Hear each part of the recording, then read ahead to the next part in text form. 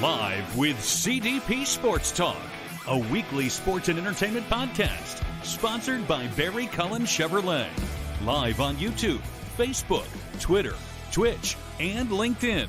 And on audio via Apple Podcast, Google Podcast, Spotify, Anchor FM, iHeartRadio, Amazon Music, Radio Public, and TuneIn. Now, here's your host, Chris Palme.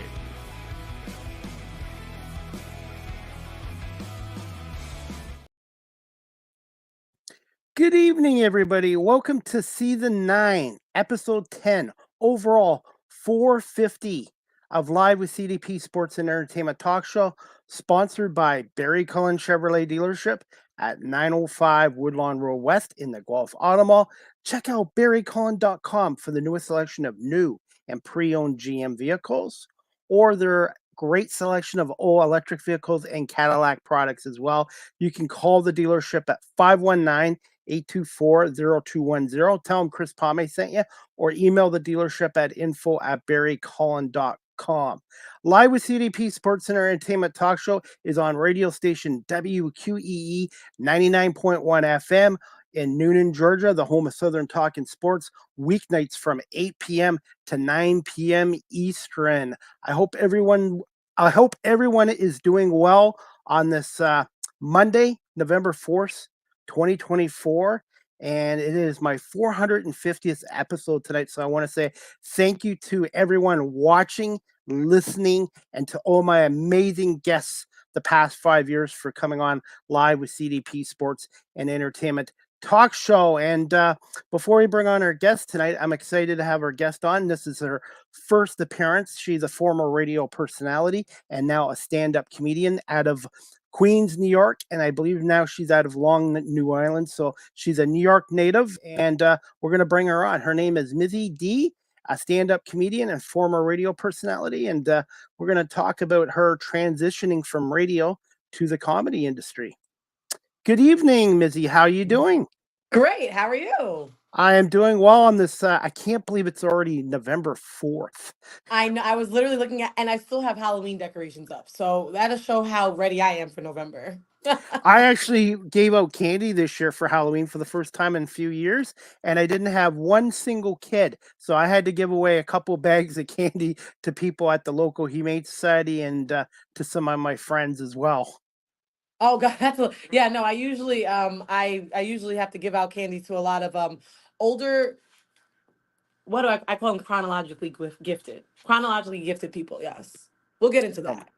Absolutely didn't get any kids this year, but some areas did, some didn't. So maybe next year I'll get lucky. But it was actually quite warm on Halloween too. It was one of the warmest Halloweens on record here, and who knows? But I want to say thank you so much, Mezzy, for coming on here today. And I'm excited to talk to you because I just started my new career into radio and media 5 years ago during that pandemic.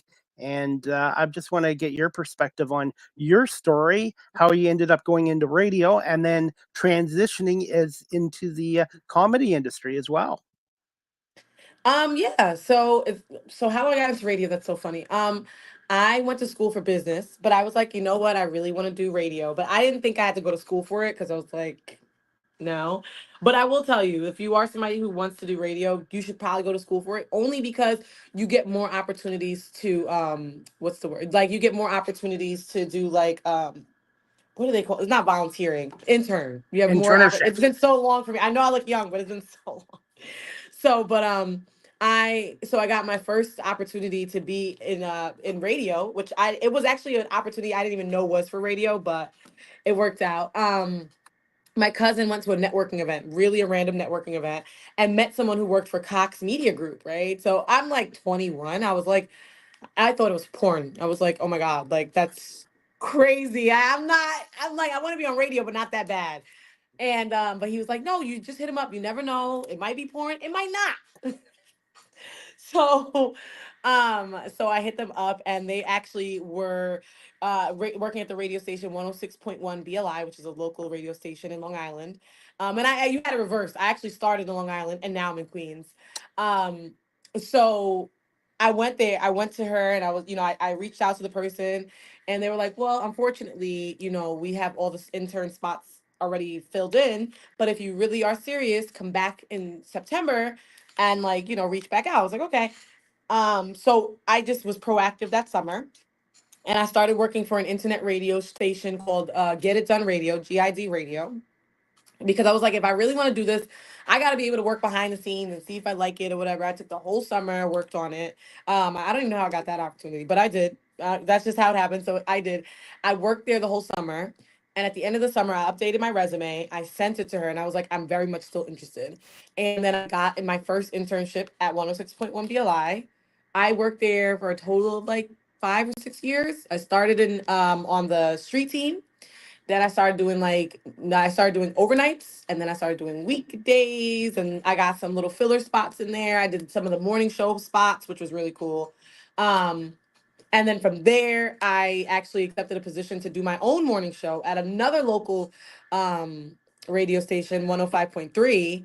And it was called it was the Wake Up with Mezzy and Just Joe. So that was cool. I was like, that was awesome. That was like, for me, I was like, I done peaked. I'm good. I um, just go ahead. no, go ahead.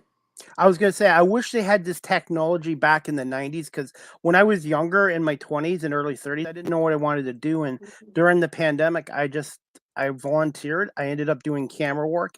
Camera work led to a podcast, which led to my radio show. And I've reached out to a lot of big name guests and professional sports teams. And I guess technically I'm not getting internships technically in school.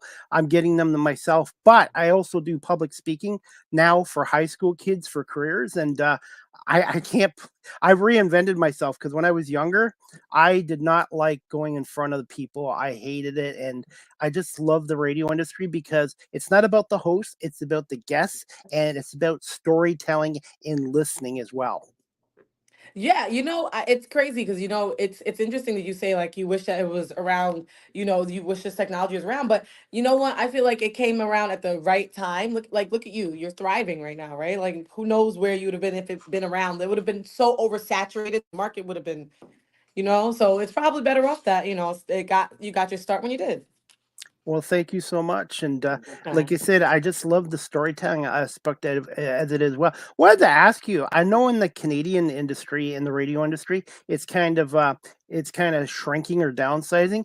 Do you find that's the same way is in with the radio industry in the States as well, due to now live streaming like this? Oh yeah, big time, of course. I ended up actually getting fired in 2020 because they want to flip the station, but they also just basically it was like the same station but like less workers, if that makes any sense, right? So they definitely like, oh God, radio is definitely I it's funny because I will always love radio. I listen to radio in the car, all that. I'm one of those people, I'm never gonna like stop listening to radio. But they always like it's a dying breed. It's not. It's just that they don't want to pay because they can be like, oh well, we can have an automated voice, or we could have one person do two shows, or that whole thing. I have a friend right now, Marissa, in Albany, New York, and she does remote radio like I'm doing, and she does 6 or 7 different stations from our own home in Albany, New York, including in Montreal, Quebec, too. So the technology has changed everything. But for me, I'm going out there and getting sponsors too, because even though I'm not technically a sales guy, anytime you start your own business up or you're trying to get into a radio industry, media industry, you know this how very competitive it is. You have to sell yourself and sell companies on why they should give you an opportunity. 100%, 1000%. I mean, that's amazing. Like that's no easy feat to even get one advertiser that's like, oh yeah, I'll take a chance. So that, like, congrats to you for that.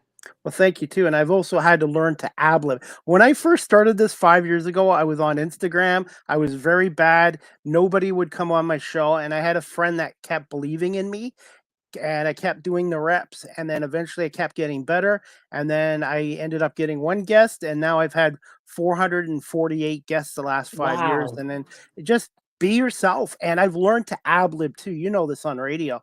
It's okay to write points down and notes, but talk to your guests, all your guests, like you're having a conversation at a coffee shop or a donut shop or whatever. Definitely. Definitely. I think that's the most successful. That's the most success route, I think, to take. So yeah, agreed. Um, and that's what I was saying. Like with radio, I think it's it formed the basis of how I communicate, you know? So it's like, you know, going into comedy, it wasn't like an easy transition, and it's still not easy, but it's like in terms of how I speak, like that came from being on the radio and working at where I started at 106.1 BLI. I started with Al Levine, and he's was amazing. I would do sound checks, I would do show checks with him, and he would go through my show, and he'd be like, all right, what was good at this break and what wasn't good? All right, how did you speak on this one? And like he actually helped me become my own person on the radio, which was really amazing. Wanted to ask you this as well. Who were some of your influences and mentors earlier in your career? And did you always love the radio industry even when you were younger before you got into the industry? Yeah, of course. I told you, radio is like a part of me. Like it literally, I still listen to the radio every day. I'm from New York, so I my biggest inspiration was Angie Martinez. She always brought the vibes. Oh my God, loved Angie. I listened to her all the time, especially back in the day on Hot 97, like all the time. Loved Angie Martinez. And she was one of the reasons I wanted to even do radio. And just really the love of just music, you know, because I was like, you know what? I love that people have the dream to produce music. It's not easy to do that. And like to be able to sit down and talk to you about it like that and be able to spread that to the world. I mean, that was one of my earliest inspirations, definitely. How much has the satellite radio changed the radio industry as well? In the last 10 years with Sirius XM and all that. Well, Sirius has been around for more than 10 years. It's been 10 years. around for a while. Yeah, it's been around for a while, Sirius. So I don't know, like, there's people that are definitely like onto their Sirius XM. They're like, this is what I like to listen to, or whatever. But I mean, I don't know that the competition has been that quick because it's been around for so much longer, like than 10 years. So I don't think, I mean, you know, I think people like they choose what they like. So I don't think, but I don't think Sirius, because now it's like people are like, okay, I love Sirius, and then there's people that like radio. I don't know that I mean, definitely when it first came out, I think it definitely radio took a huge hit, and that hit still stays today. But I don't know that I don't think it's declining more because you have to remember, radio's free, Sirius is not. So Good point. Good point. But I notice in a lot of cars now, they're not even putting in radios anymore. It's all satellite radios and stuff. So the same with the CD market. I used to have a CD player in my old car, and the new one I have, there's no more. The CD market's kind of going too, so it's changing. Wanted to ask you, um, this one I was going to ask you later, but how did you end up coming about your nickname, Mezzy?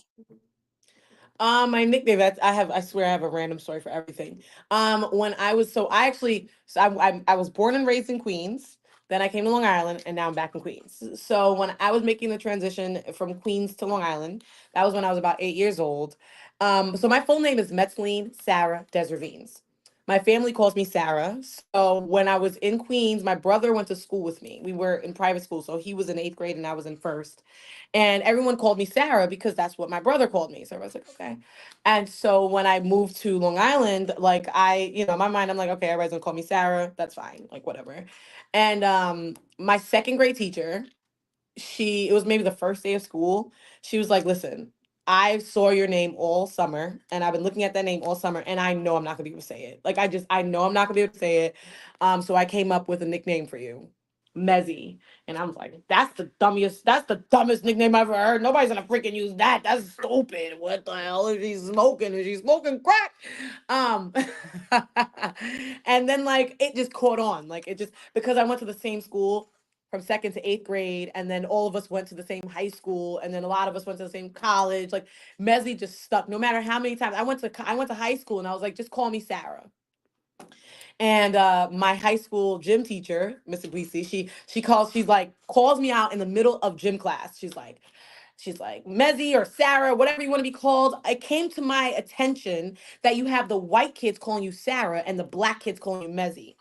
I was like, well, first of all, that's not the freaking truth. I came with all the black kids because we came from a black school, and I went to a white high school, and I'm trying to reinvent myself. Screw me for trying to reinvent myself. Jesus.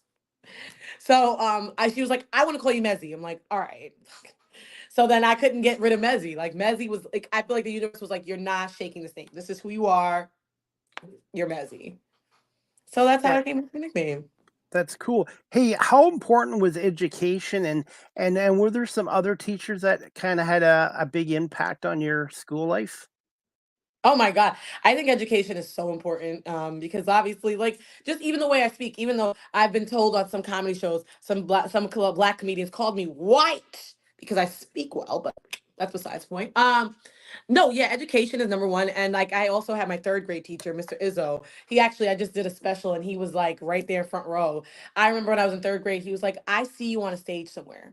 And this was when Foxwood was big. He was like, I see you on like Foxwood stage. I'm like, yeah, not happening. Because when I moved to Long Island, like in Queens, everybody loved me. Because my brother had the girls. So the girls were like, oh my God, she's so funny. Oh my God, she's great. And then I moved to Long Island. They're like, oh my God, she's crazy. Oh my God, she's gay. I was like, what does gay even mean? It was like 1997. I'm like, why do you even know what that word means? We're in second grade. Like, why would I be? Yeah, those girls had obvious issues, like very clearly. Yeah. When you were in school, so you were always one of these outgoing types? Because I know when I was in school back in the 70s and 80s, I know I'm ancient. I hated public speaking. I avoided it like the plague. And now, being 52 years old, I am so comfortable being on a mic and behind a camera. And it's just, and I tell people too, TV, radio, just be yourself. Yeah, I mean, I'm sure my friends would say differently, but when I was in Queens, I was definitely, I've always had no problem being in front of a crowd and talking. But when I moved to Long Island, I kind of just like I repressed that for a bit because it was just such a polar difference coming there and just being like taunted and not being cool, like not having friends. I was like, what? I'm the coolest person. How am I not in the? There was like a cool girls because I it was a small private school. It was like a cool girl group and it was like 16 girls in the whole class and 14 of them belonged in the cool girl group. How does that even make sense? So I was stuck with the one. Wait, actually there was another girl that I refused. I wasn't that low on the total. I was like, girl, hell no, I'm not gonna be your friend. But I had to be that other one's friend. It was horrible.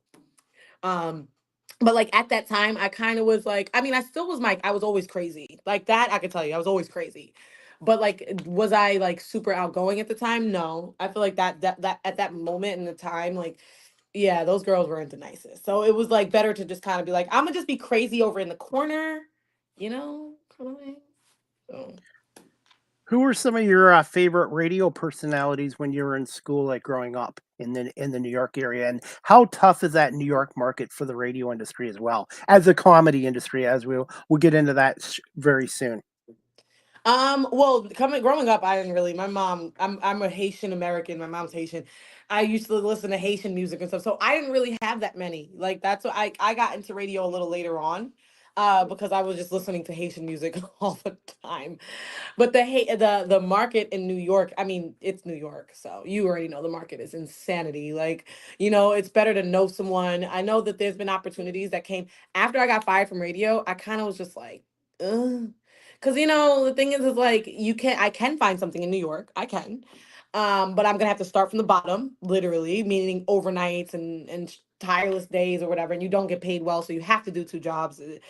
Um, and then and like to know that you could get and like I was thinking about like traveling for radio, but when I got fired from radio it leaves a bad taste in your mouth because you're like, what if I moved? I have a friend of mine that actually moved to Ohio, and he moved and they got he got fired and then he was stuck in Ohio like trying to figure out life and then had to transit. Thank God he had his mom that he can come back to, but I mean not everyone has that luxury. It's not an easy industry, and I wanted to ask you this too.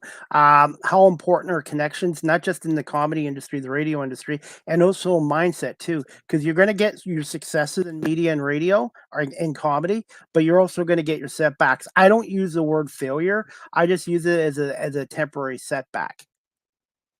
Yeah, yeah, I would, we don't call failure, but yeah, I think it just, yeah, there's a lot of temporary setbacks when you like doing radio. I don't know, it's hard. There's some people still to this day will send me like job openings for radio. They're like, "Oh my God, you'd be so good at this." And it's like you really do have it's really who you know. Like 100%, 1,000 million.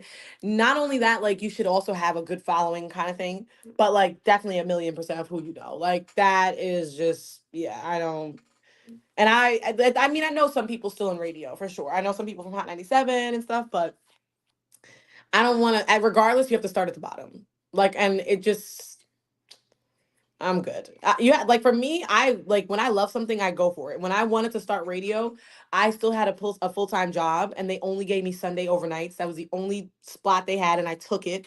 So I would have to work Sunday 9 to 5. I would go home. I'd go to sleep from. I'd get because I lived an hour from my job, so I'd get home at like 6 o'clock, 6:30. I'd go to sleep from 6:30 to 11. Then I would drive from 11 o'clock to 12 o'clock, do an overnight from 12 to 6. Then I would go and get a bacon, egg, and cheese every day, every Sunday. And then I would drive directly to my job, okay, which was now an hour and a half or like an hour and 45 minutes away. Drive to my job. I would sleep for 2 hours and then go and do a 9 to 5. I was just loopy. But I did. There's about like there's never been one opportunity that I've gotten that I wasn't like, all right, I'm gonna figure it out. I'll lose sleep. I don't care. I'll get to sleep after, And that's what radio is. It's like you want this, you better hustle. And like I don't know that I wanted as much as I did. I always Grateful that I say did it though. I always say never say no to things that happens in the futures. And the one thing I was going to look at too is never burn bridges. Even if something doesn't work out, an opportunity doesn't work out. I've been let go too. Don't just never burn bridges, and who knows what happens in the future as well. Yeah, 100%. I mean, listen, I definitely, thankfully, have never burned a bridge in the radio industry. Yeah, I'll definitely never say never, but I know right now, it's not on my plate, but if it came up, I always love new opportunities. I take new opportunities as they come. So, you know. What did you love most about your time in radio before transitioning over to comedy? Well, it wasn't a transition. I merged. Like it was like an Okay. overlap at one point. But I think one of the best things I loved about radio was just the listeners, right? Connecting with people. Like that's what I love doing. I do that in my job, my 9 to 5 now. Like I love connecting with people. I love hearing their stories. I love when I would be on the street and I'd be doing like an event and people are like, "Oh my God, I listen to you all the time." And when you said that and like that for me was like okay, like that was like everything to me. Because like I didn't have like an illustrious career where I had a lot of celebrities. I did have a good amount, but like that wasn't the best part of it for me. It was connecting with listeners, going to events, being able to see them, and like it was really cool. Like that was pretty cool. Can you tell us about the impact Patrice O'Neill had on your comedy career? I believe back in what, 2015? Yeah, actually. So I remember just going back to when my third grade teacher told me that I'd be on stage somewhere. I like announced it because I was like, I don't want to be on stage because then people are gonna laugh at me. I was so used to in Queens, I didn't mind when people were laughing with me, but it's changed once I moved to Long Island. People were laughing at me and it didn't feel good. So I was just like, not happening, not doing comedy, like never, not saying comedy wasn't even an option back for me, but I was like, I'm not gonna think about it or whatever. And then I was watching a comedy special, a Comedy Central special called Elephant in the Room with Patrice O'Neill. And I don't know what about like I haven't watched it in so long, but I watched it and I was like, oh my God, like that I want to do that. Like I want like he inspired me. I'm like, he is so funny. Like I love this. People are laughing with him. They're not laughing at him. Like he's extremely funny. Oh my God. So that kind of sparked something in me. But it wasn't until years later that I kind of actually took the step. Were you a fan of Saturday Night Live too when you were growing up? Well, yeah, I won't say I was an avid fan, but I definitely watched it. I love Saturday Night Live because I love the opportunity to change into different characters. Like, would that be my dream to be honest? See, it's so weird because I don't know what my dream is to be honest, but I definitely would love to do something like a variety show. 100%. I have so many different characters like embedded in me, especially because I told you because I was on radio. It's like I could, I could switch that up, bring it back in, and talk to that person, and it's like so I would love to do a variety show like that. Would be my top tier, definitely. Some of my first guests were ventriloquists, female ventriloquists, one from Los Angeles and one from Australia. And I have so much um, respect for that profession. Have you ever thought about that as well, the ventriloquist part? Do you see my nails? Oh, nice. I like the color pink, No, it's the red. It's like it red. looks like a fire. It's not fire, Oh, but I mean like to go in the hand and be like, "Meow, meow, meow, meow, meow, meow, meow." It's like a lot of work. Like, you know what I mean? I'm very big on like I have to love it because then I'm going to be committed to it, right? If I'm not committed to it, I'm not doing it. So that sounds like a lot of work. I got a puppet. There's this ventriloquist, Nigel. His name is Nigel. He's from New York. He's really good. Like he gets the ventriloquist, she starts booty popping. Everybody's like, ah. Like I couldn't do that. Sometimes you got to know your battles. Pick them wisely, and that's me. I pick all my battles as wisely as I can. Who were some of your favorite comedians, male and female, in the past and currently today? I don't know why that's always such a tough question for me because, like, do I even have favorite? I mean, of course, Dave Chappelle. I love him. He's unhinged and he's awesome. Um, um, Monique is definitely a woman that I admire and I love. Jerry Seinfeld. I mean, just because he was able to like transition his stand up into a show, and he started his show with his stand up. I freaking love that about him. Bernie Mac, love Bernie Mac, loved him. Oh my god. I think that'd be my top four for sure. I'm a Like that's I'm a huge Eddie Murphy fan, Chevy oh, Eddie Chase Murphy is fan. great. And Canada's known for hockey, beer, and donuts, but we're also known for a lot of great comedians as well. And we have so many comedy clubs out here in Canada. Have you performed? Obviously, you've performed outside of New York, but have you performed internationally or in Canada as of yet? No, not yet. That is oh yeah, I gotta get that on my bucket list. You know what it Especially is? It's Toronto. also that I talk so fast. Like I have to like because I talk as a New Yorker. Like I go somewhere, I'm talking like a New Yorker. What do you want from me? That's somebody else, you know? But I gotta like once I can like feel, I definitely want. I told myself this year I kind of want to like be able to do that. Is kind of like branch out and go to different places I've never been. So I definitely have that on my list for sure. And I talk like a Canadian with the accent, eh? A Hey, are you still good for a little more time and a few more questions? sure, go for it. Okay. And I'd still like to play your video too, if that's possible too. Yeah. Okay. Wanted to ask you this. How competitive is the comedy industry when you were first starting out? And for those people that are watching this live streamed or on audio or on my radio station, WQE 99.1 FM, a little cheap plug there, they're looking to get into the comedy industry. What advice would you give to those people? I would say be authentically yourself.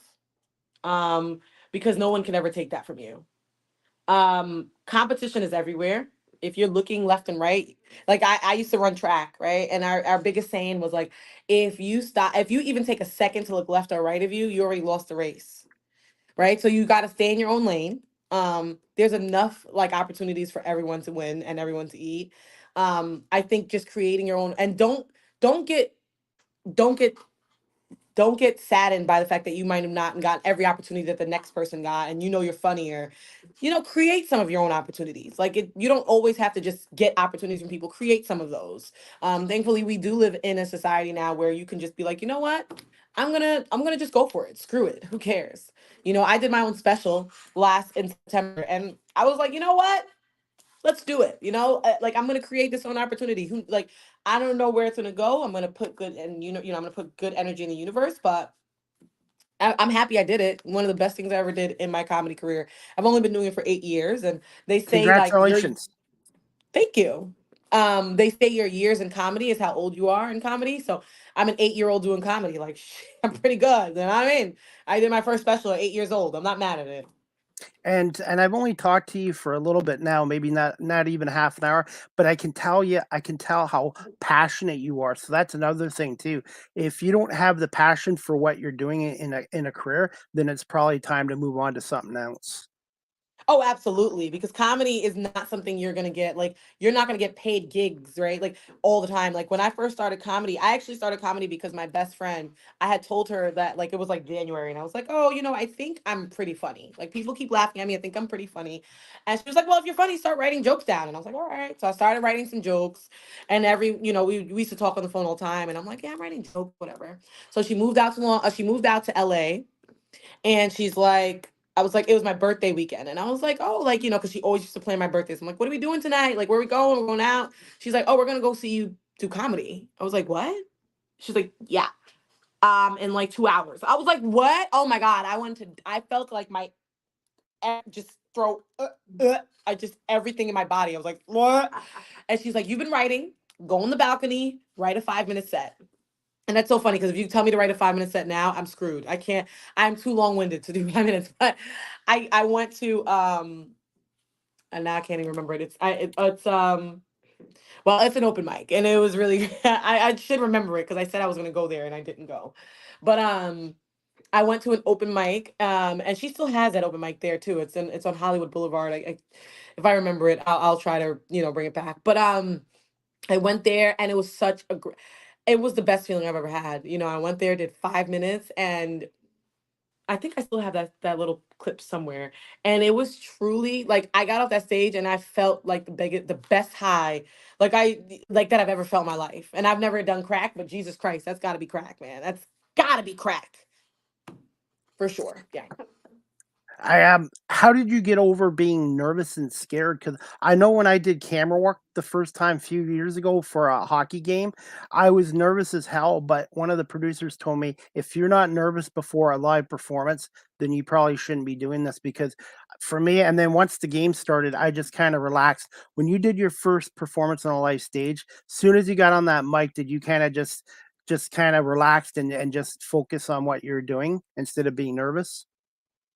Yeah, I think with a comedian, like when you get your biggest nerve is like, oh my God, are they gonna like me, right? When you get that first laugh, you're like, oh, all right, they love me. All right, they love me. These are my friends. Let's start talking. Gotta tell you about my day. Gotta tell you about my week. Gotta tell you, that kind of thing. But then it's definitely tough, like, because I've definitely done shows where I'm like not doing the best, so it makes it harder. You gotta like work for that laugh. Oh, that's so tough. That was Thoughts tough. on and your time as a comedian in 8 years, have you seen any comedians have stage fright during a live performance? I don't think I've ever seen. I think see the thing is stage fright doesn't look the same for comedians that it does for a regular person. So I've definitely seen someone have stage fright in terms of like they kind of stumbled over their words, But like I said, if that crowd is forgiving and they let you go, like you'll be able to recoup and recover and then kill it, right? So I don't know. I don't know if I've ever seen someone be like, "Oh my God, I'm so scared and I'm so nervous, I can't do it." I've never seen that, but I've definitely see people get kind of stumbled up in the beginning because you're like, holy crap. And then you smooth out after a while. Any rituals or superstitions before a live performance? And also, when you're performing in front of an audience, how long does it take for you to get a sense how the audience is mood wise? Well, I mean, it always helps to not be the first comedian going up. That's always a good thing, right? Um, but I think after, like I said, after that first laugh, to be honest, I think because even if the crowd is great, they might hate you. That's just the reality. But they might hate you. So I think after you say like your first joke and they laugh, you're like, okay, this is good.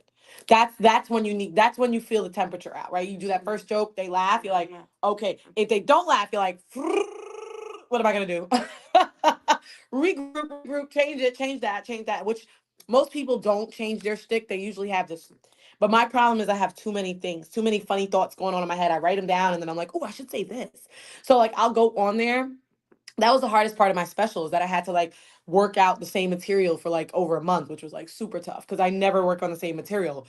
But I now know I need to work on the same material. So I'm working on that. Yeah.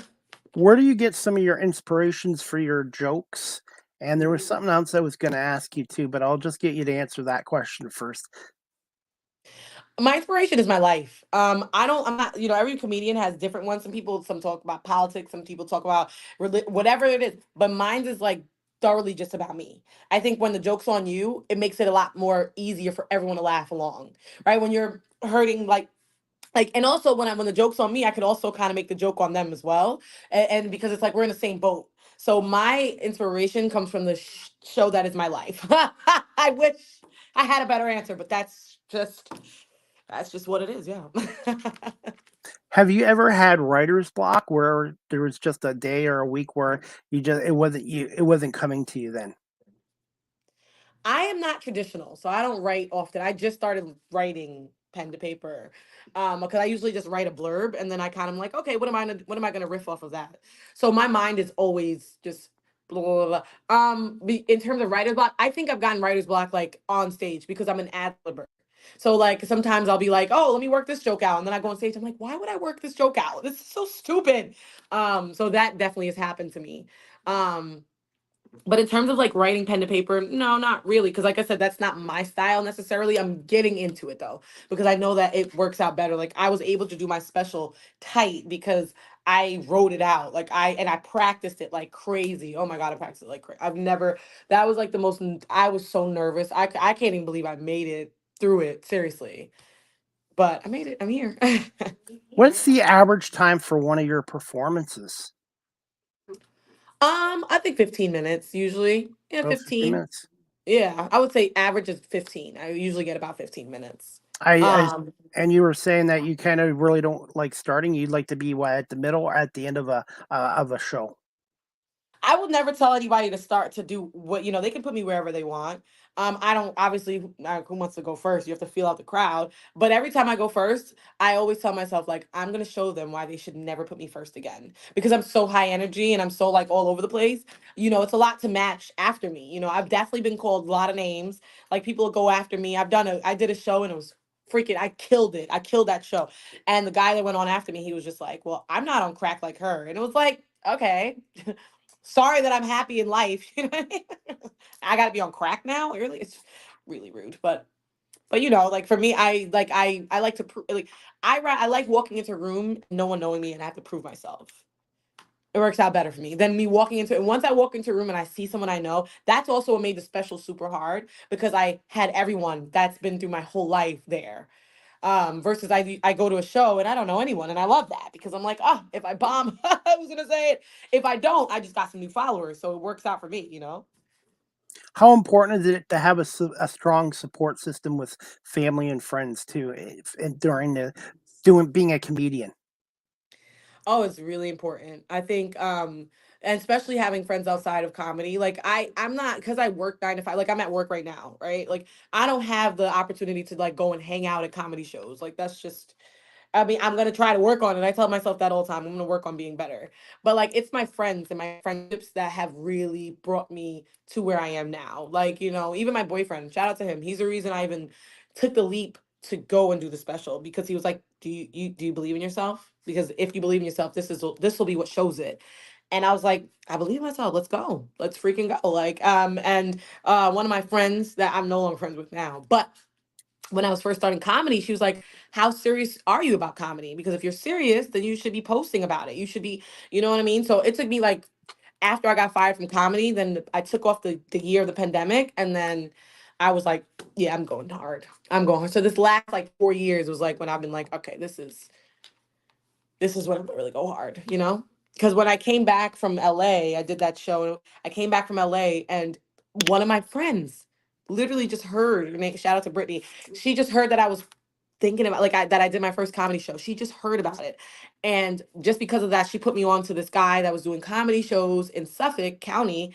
And he paid me $100. My first paid show, I got paid $100. I was like, oh my God, I'm Kevin Hart. What are you talking about?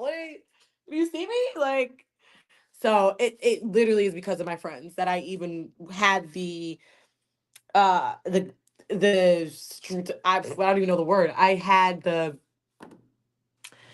know, I had the fortitude to like be like, I could do this. It's because of their belief in me that I was like, yeah, I could do it. Because it's like you could think you're funny all you want, but when other people are like, no, but you are funny, that's when you're like, maybe I could take this seriously? For our audience that are watching this both live stream and audio, how do you describe your comedy style for somebody that's never seen one of your live performances yet? Lively. I'm All right, guys, I apologize. somebody called me. You're I'm back. sorry. People It's call me. okay. I don't know why. But yes, so I would say lively. I am definitely loud.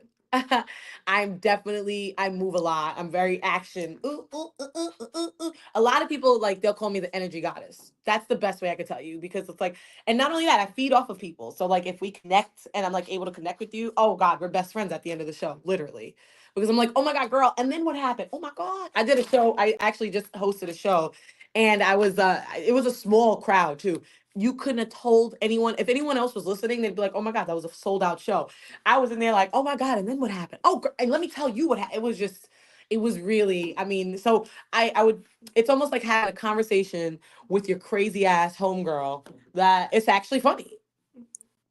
What's been your biggest crowd so far in your career, and some of your most I'm not going to use the word favorite, but most memorable clubs that you've performed at so far in your career? My biggest crowd was when I did my special because I got every single person in that chair. I basically sold out that theater, which was really awesome.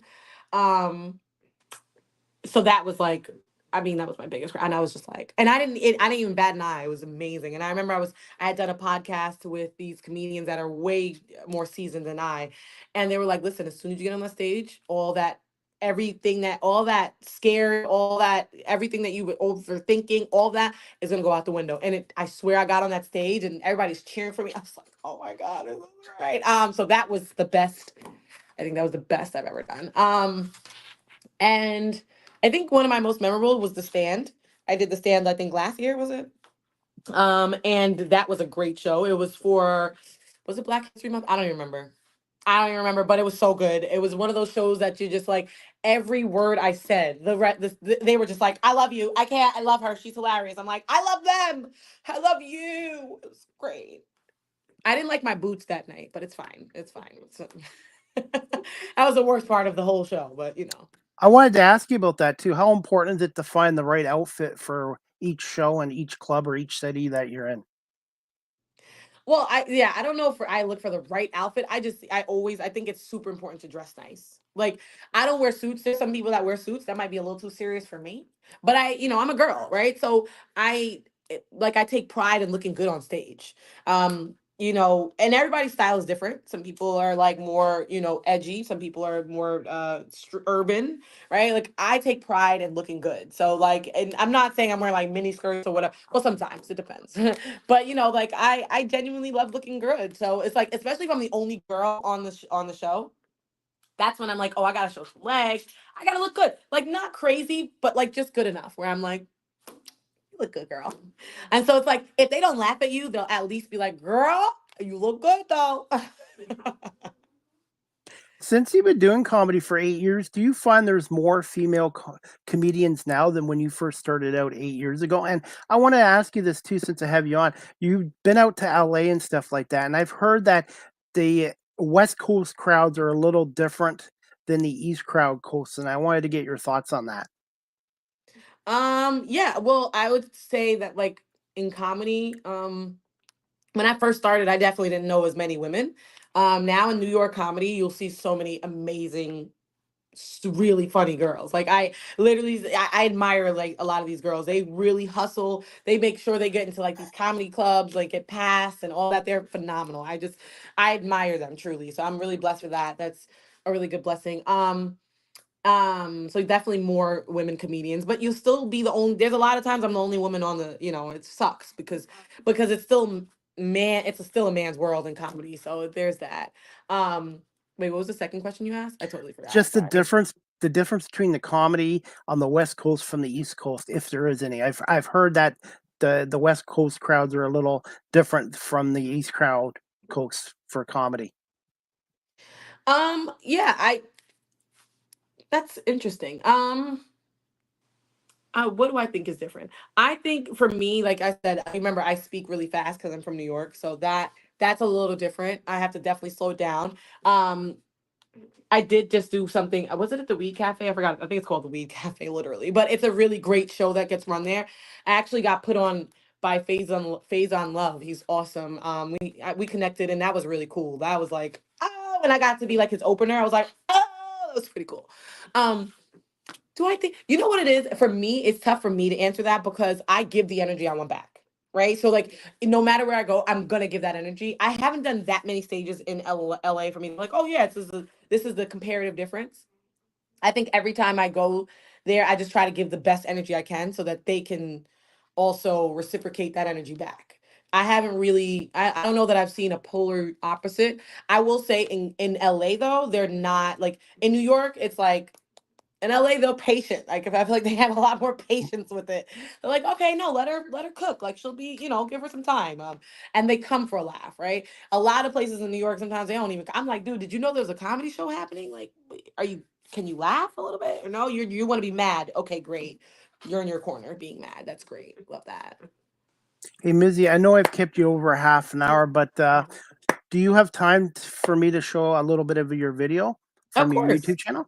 And for our audience, I've already subscribed. How can our audience find you on YouTube and make sure they subscribe to your channel? Mezzy D. I'm Mezzy D on YouTube. I'm Mezzy_D on Instagram. I'm Mezzy_D on TikTok, like right behind us right there. On Threads, I'm Mezzy_D. And then on Facebook, I'm a little bit more fancy. I'm Mezzy Sarah because my family, they literally have me on Facebook and they're like, who the hell's Mezzy D? So I have to put Sarah so they know who I am. So that's why it's Mezzy Sarah on Facebook. I do the same thing here. My show's live with CDP, which are my initials, but I put my name there so people know, hey, it's Chris Palme. So, Right. and before we wrap this up too, I wanted to ask you about how important it is to brand yourself with a logo and a logo and colors for your social media pages and stuff as well. I think it's really important to brand yourself as a business, right? Like I think that when you take yourself seriously, then everyone else has no choice but to, right? Um, so having your own logo, that's a big one, right? It's like that's your stamp anywhere you go. Anybody sees that, they're like, oh my God, that's Mezzy D or whatever. And being able to, because I even put my logo on shirts. So, I just did a show and I just sold like 4 shirts. This is very new to me. I'm not a business person. I do things because I love it. So I'm not thinking, oh yeah, but I would say that to any, look at him, he's got his face on it. That's funny. But I started it because I love doing it. But like now I'm just like, no, I got to brand myself as a business. So I had to take myself seriously. Doing this special is what really prompted me to get a new logo. Actually, the girl actually reached out to me and I thought she was a catfish. I was like, girl, you catfishing. But she ended up being real and we ended up working together and I've gotten her a lot of clients. She's awesome. So like for myself, I think you definitely have to make sure you brand yourself. And even if you're like starting out and you're like, you know what, why would I brand yourself? Because you just never know. You really never know. I don't care. Take yourself seriously and everybody else has no choice but to follow suit. Absolutely. And I'm going to play your clip right now, courtesy of your YouTube channel. And everybody, please subscribe. And please let me know, Mizzy, if you can hear the audio okay, too. Okay.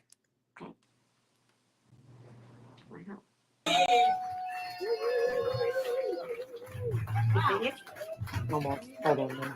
I can't even see it. All right, I'm really actually happy that Will actually was a special guest before me, because I'm not gonna lie, if this mic went out, I'd be like, yikes. Yikes. Well, hello to everyone on Facebook. I have a couple people watching. So shout out to the people, shout out to you guys. Round of applause. My God. Give yourself another round of applause because you got through most of quarantine and you didn't kill anybody. Give yourself a round of applause. Now I'm judging a couple of you guys because I know there was some shady business going on, okay? I know a couple of y'all probably killed some people. It's like so weird with this quarantine thing because like when I walked in, I had a mask on and I looked around and like no one had it, and like some people did, and it made me feel like, it's like weird. You like ask yourself, like it's the question of like, should I mask or should I not mask, right? Right? So here's the thing that goes through your head anywhere you go, right? So if you don't mask, right, you think about yourself, in the back of your head, you go, it's like, you're gonna die. You're gonna die. But if you do wear a mask, obviously, you're not gonna die. So obviously, first of all, I'm gonna die tonight regardless, because one, I'm not wearing a mask, and I didn't get offered a condom. Mezzy just gonna die. Mezzy just gonna die tonight. No. Come on, sister, we need you. All right, good, because I'm about to be like, hold up. I have good hair, look at it, good hair. Okay, I can't dress to impress, don't kill me now, hold up. During this quarantine, though, the craziest thing is like you have a lot of self-realizations, right? Like honestly, before all of this, I would always say to myself, like, God, all I need is a little bit of time, right? Just like a little bit of time, I'll be able to do those side projects that I've been trying to say. I'm gonna be like an entrepreneur, I'm gonna start a business, you know what I'm saying? Close it, start it again, because I do that. Just a little bit of time. And then like quarantine happened, right? And like, this is weird. You had a lot of time. It's like, and while I had all that time, I did nothing with it.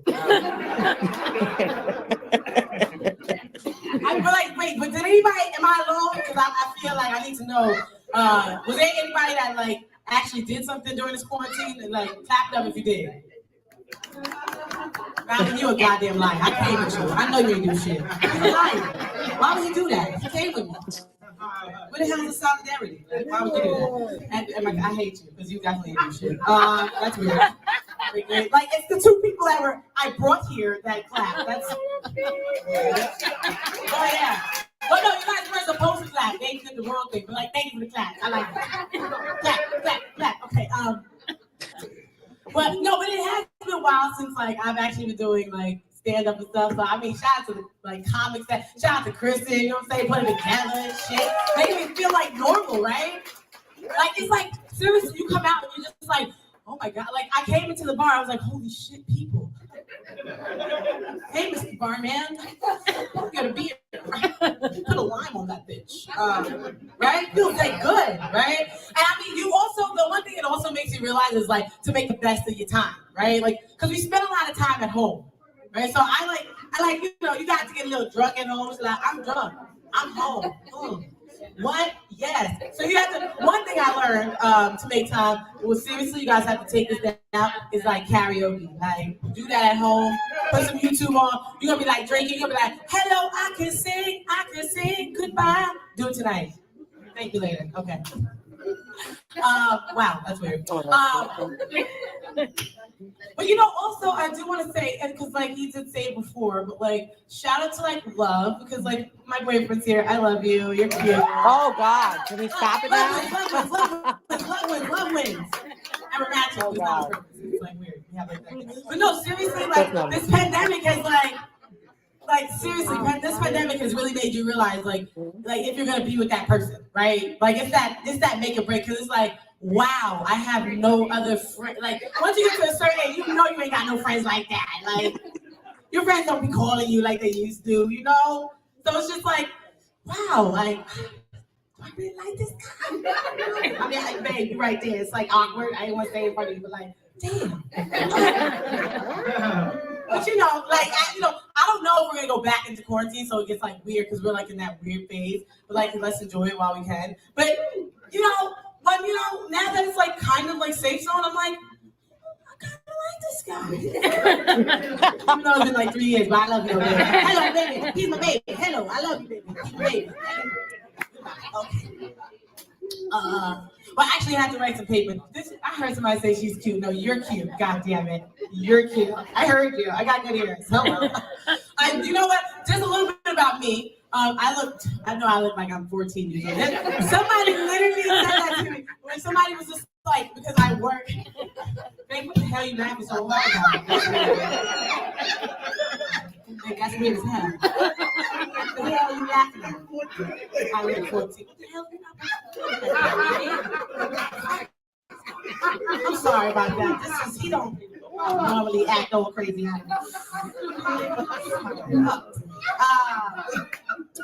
So it made my mind go anyway. But anyway, I was working the other day. Somebody was just like, "Oh my God, like, what's the volunteer program here?" I was like, I wouldn't know. I don't know about that. They're like, well, I mean, like teenagers work here, right? I'm like, I mean, I don't. That's weird. I don't know. They're like, but I mean, like you're in high school, so I said, who the hell? Who the hell you talking about? I will punch you in your stomach, bam. Although I know a lot of people think I look very young, but I'm 28. Black on crack, black on crack, black on crack, black on crack, black on crack. I like that. Okay, don't forget it. Don't fucking forget it. Goddamn it. But yeah, so I do look, you know what I'm saying? I look very young, but I'm very old. Seriously, I be coming out of bed sometimes and my back be broken. Bow. Ankle be wobbly, wobbly. Oh, fucking it. Wobbly. We're about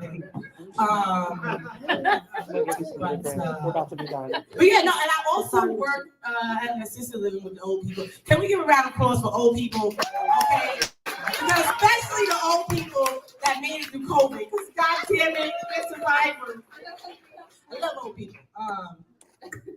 You know what? Actually, I have some of them on my Facebook too. I'm gonna have to send this to them. They're like, "Oh my God, Mezzy, wait, who's the old people?" Because they don't think they're old, so it's like it gets weird. So I don't mean y'all, because it's okay. I'm gonna edit it. It's okay. But no, hold on. Let me revert back to my piece of paper because I was supposed to actually have a whole set, but I was feeling the vibes of you guys. Like you guys just came out to have a good damn time. Like seriously, one more round of applause. I like it. Oh, hey, round of applause. Love wins. Okay. Sorry. God damn it, you guys are good.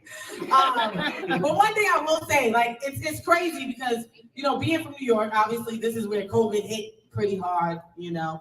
So obviously we have to be wearing masks. We even have the question of masks and not masks. But my friend in Georgia, right, she called me like literally like a week ago. She's like, "Oh my God, Mezzy, oh my God, don't worry. In Georgia, you should come down here. Oh my God, we don't have to wear masks. Oh my God.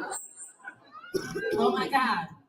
So I was thinking to myself, like, wow, my boyfriend hated that, but I'm like, wow, they're having a lot of fun. Let me go, Georgia. Yeah, oh my God, it's a lot of fun.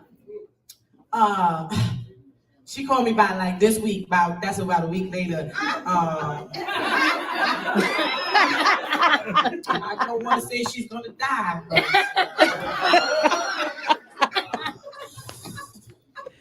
she probably gonna die. But my name is Mezzy, everybody. Oh, that was a good one. Oh, I needed that. Thank you so much. Oh my God, I haven't listened to that this. stand-up in like 5 years. Oh, that was so good. I gotta put more on my YouTube, I swear. That was really good, and I always like to do that with my guests as well. And the pandemic was horrible for all of us, but the only good thing for me about it was I found a new career and a new passion during those 2 years. Good. And I was able to I knew after that pandemic, I was like, comedy is definitely what I want to do. So that I will tell you, I think that pandemic has definitely opened up a lot of people's eyes to be like, this is, you know, whatever you are choosing to do after the pandemic, you want to do it. Have you done any performances live stream? Because I know when the pandemic was at its peak, Flappers nightclub out in Burbank, California, was doing Zoom shows, and as much as I enjoyed it, it's probably not the same as doing live in-person performances. Yeah, no, I did one. I did it was like a holiday party, and they had me for an hour, and it was I set it up. I put a stage back there. I made it fun, to be honest. But like I couldn't do too many Zooms. It wasn't fun for me. I was like, I'm such a physical person. It was just like you lose the message through the phone. So that year I kind of just took off and was like, ah. And we're going to wrap it up. I wanted to ask you this too. Can you tell my audience about some of your upcoming live performances? And again, do you have any plans to perform outside the U.S. or around outside the New York area? Well, yeah, I that's definitely for my next year's goal. I definitely want to move and travel outside of the U.S. So when I'm coming to Canada, I'm definitely gonna let you know, Chris. I would love for you to come and see my set. Absolutely. I should have wrote all this down. This is horrible. If you go on my website, you will definitely see my upcoming shows. But I have it down here on the graphic. Yes. So I have a show on Thursday in Brooklyn. I have a show on Friday in Brooklyn, and then I have a show on Saturday in I think it's in the city. I'm getting it mixed up because next week I have a show in Astoria and I have another show in Brooklyn. But if you look at my website, you will see my upcoming shows for sure. What do you love about New York the most? I could spend another hour on New York. How much I love it. I love our energy. I love our go-getter. I love that we are go-getters. We're hustlers. I love that. I love our fast pace. I love that we can talk in just like, hey, yo, what the, hey, yo, hey. I love being a New Yorker. There's no, I always tell you, I'm not an American. I'm a New Yorker. Like, we're elite, babe. Like, we don't get better than this, you know? So everywhere I go, they're like, you're from New York, right? I'm like, I am. So I love everything about New York. New York is what made me who I am. That's why I have the mentality. Like, that's why I'm able to, no matter what my goal is, I can lose sleep, I can not have sleep, I'll still get it done because I know I have the tenacity to do so. Because it's just a New York way. We do it. We hustle. We do it. We put a goal there. We try to get to that goal and we smash that goal. And that's the New York way. I've been to New York City twice and I loved it. And I want to come back a third time. And I did stuff in New York that I never thought I would, like go up to top of the rock because I am afraid of heights. And when I went up there, I was like, wow, this is awesome. So there's so much to do and see there. Who has the best pizza in New York before I let you go? The best pizza in New York, I'm biased. It's in Queens.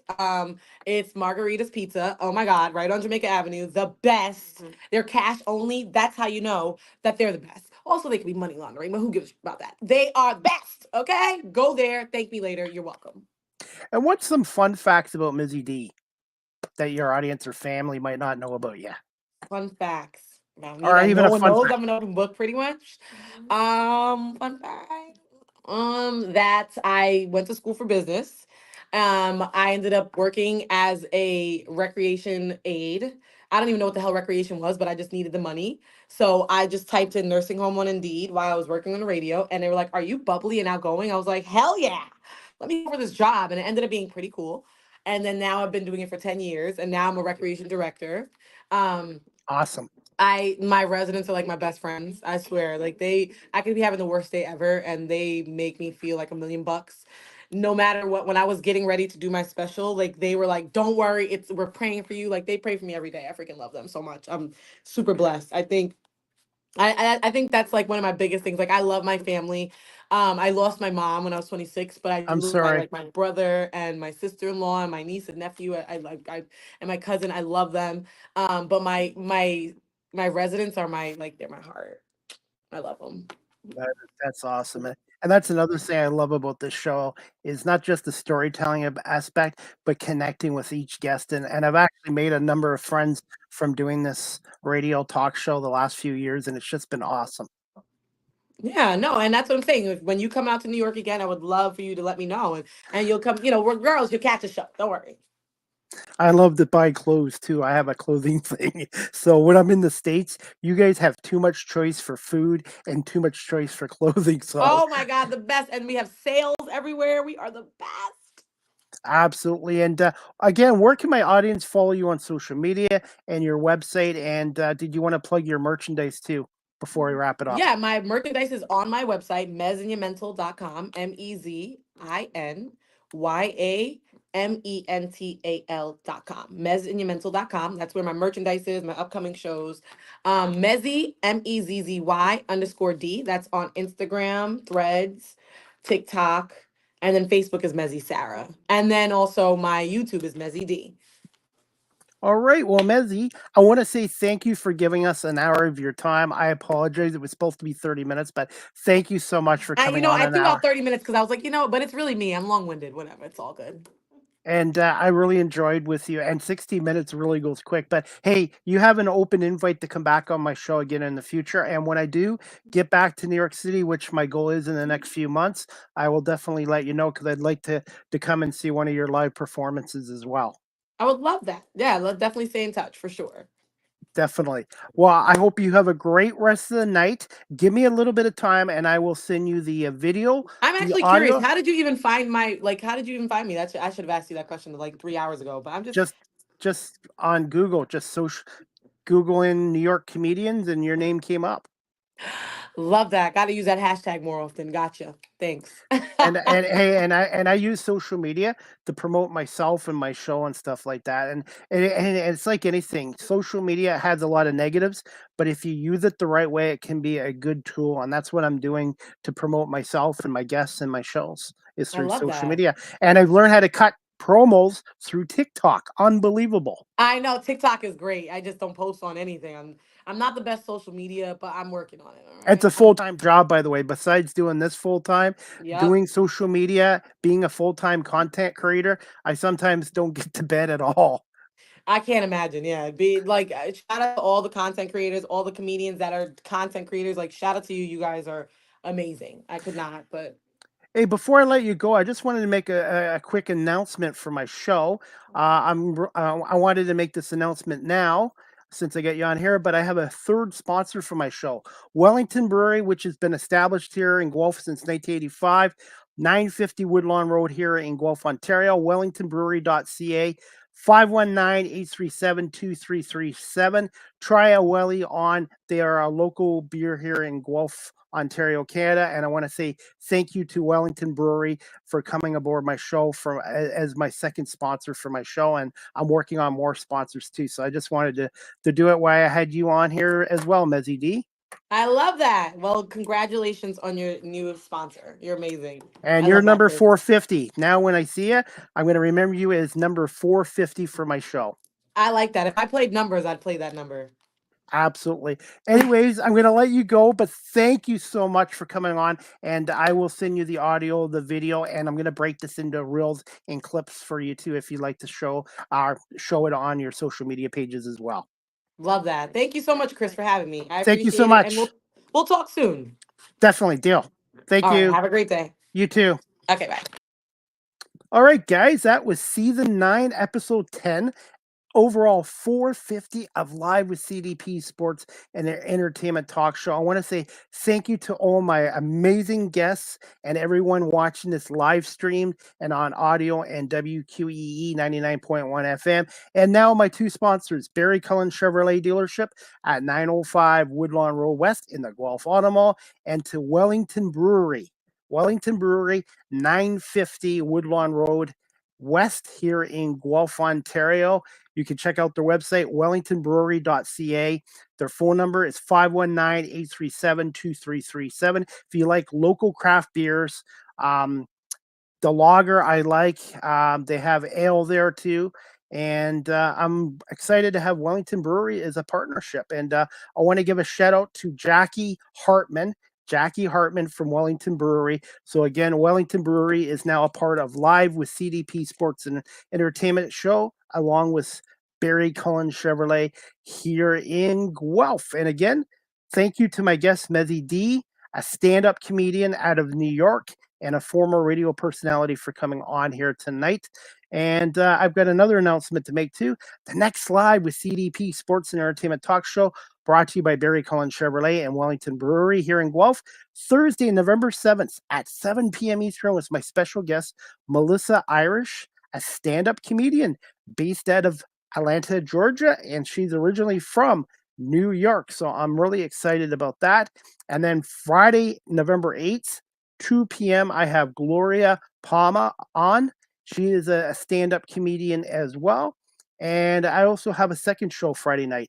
I'm not sure the time yet, but the Argo Bounce live audio show with Nick Small and myself, and possibly a special guest, will be on Friday night, November 8th. Nick and I are going to break down the Argos 58-38 win over Ottawa and preview their East final between Toronto and Montreal this Saturday, November 9th at 3 p.m. from McGill Stadium in Montreal. And the winner of that game goes to the Grey Cup. And in the CFL West, it is Saskatchewan and Winnipeg at Princess Otto Stadium this Saturday night, November 9th at 6:30. And the winner of that goes to the Grey Cup on Sunday, November 17th, 6 o'clock at BC Place in Vancouver. And I want to say thank you to Chris Belinovich and the Toronto Argonauts organization this year for giving me media passes to cover their team. It's been a wonderful experience.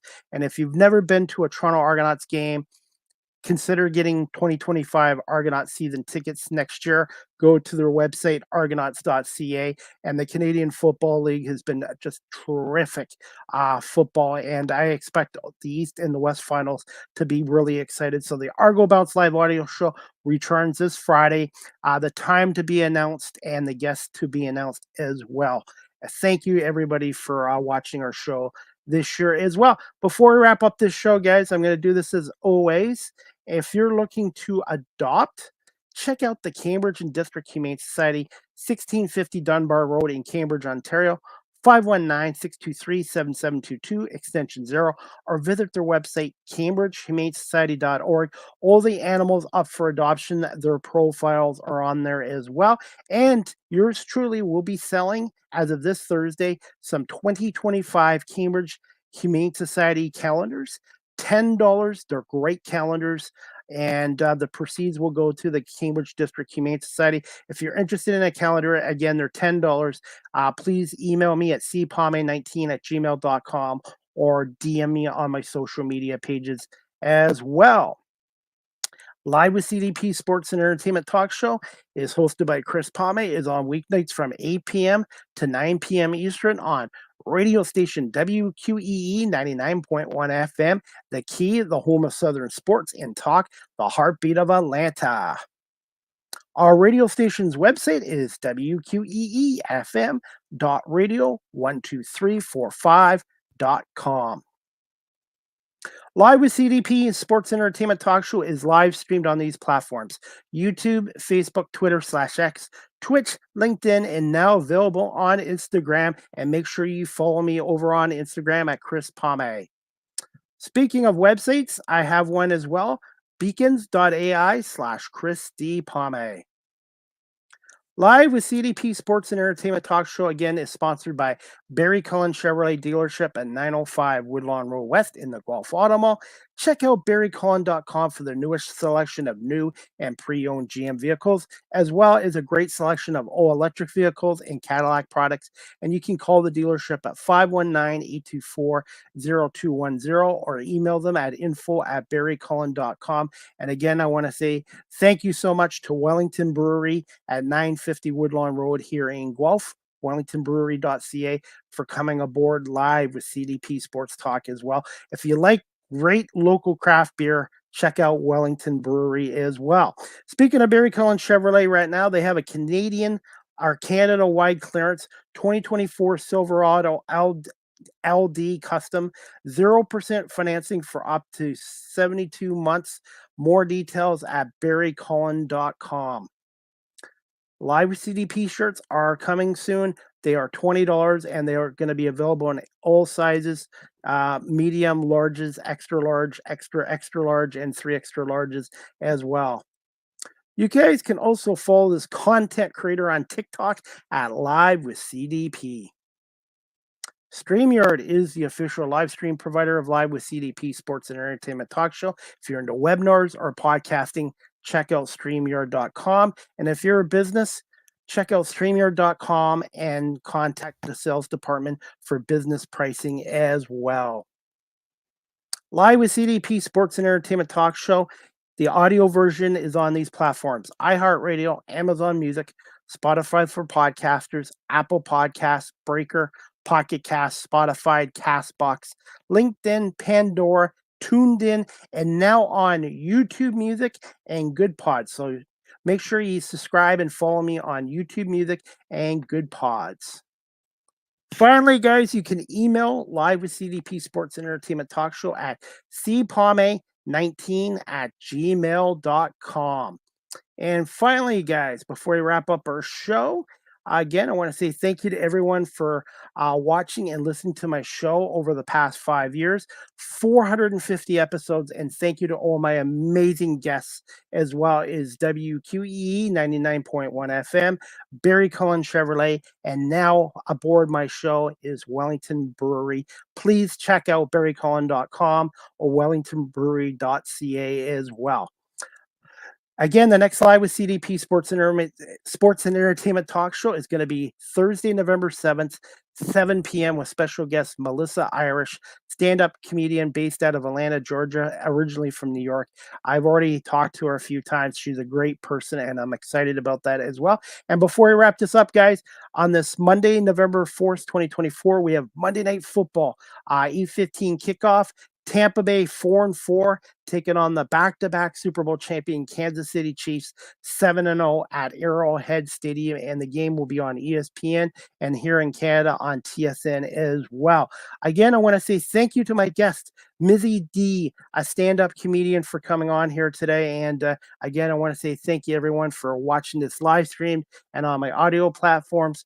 And again, sponsored by Barry Collins Chevrolet and Wellington Brewery, and on radio station WQEE 99.1 FM. I hope you guys enjoy the Monday night game between Tampa Bay and Kansas City.